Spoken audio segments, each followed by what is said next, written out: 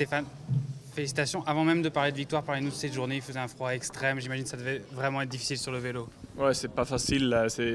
Dans des conditions comme ça, normalement, on sort même pas pour l'entraînement. Donc là, on a couru sous des conditions comme ça. On peut changer les gants, on peut changer un peu les vêtements, mais à la fin, on a froid de toute façon parce que c'est 3 heures et plus qu'on est sur le vélo, c'est des températures à plus près au 0 degré. En plus, avec la pluie, c'était vraiment pas facile. Et pour ça, j'étais heureux d'être dans l'échappée et comme ça, j'avais un peu plus chaud. Comment vous avez géré ce final? Vous saviez que vous aviez l'avance. Vous saviez que vous avez Grifko aussi, qui est un sacré client. Comment vous avez fait?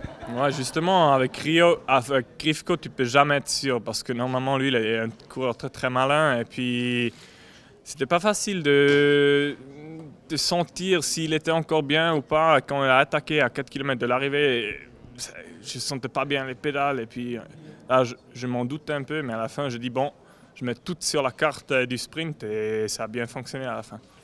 J'imagine que cette victoire doit faire du bien après 2 années un peu compliquées depuis la dernière victoire à Fribourg. Ouais, justement, pendant ces derniers 2 ans, j'ai eu beaucoup de malchance, j'ai eu des chutes avec des longues phases de réhabilitation, donc je me suis mis en question aussi beaucoup de fois. J'ai dit, qu'est-ce que je fais mauvais, où je fais les erreurs.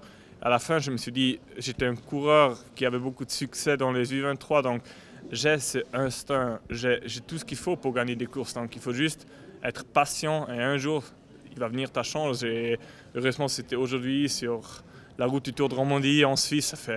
C'est un plaisir extraordinaire. Je suis très très heureux.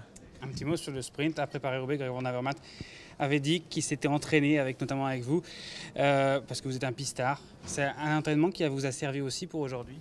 Bien sûr, c'est un privilège de pouvoir s'entraîner avec le meilleur coureur du monde pour moi, pour le moment.